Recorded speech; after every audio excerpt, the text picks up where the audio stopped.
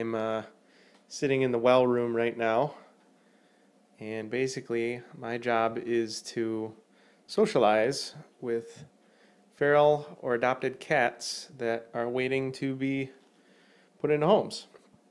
And these guys are typically pretty friendly. They like attention in here. And you can see they've got their, if they're feral and they've been spayed, they've got their left ear clipped. That indicates that they're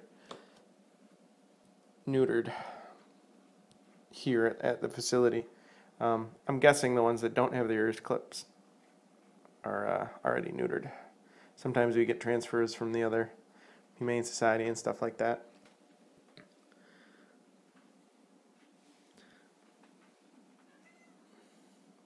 That's pretty much it. Just get to hang out with these guys about once a week or so, whenever I want.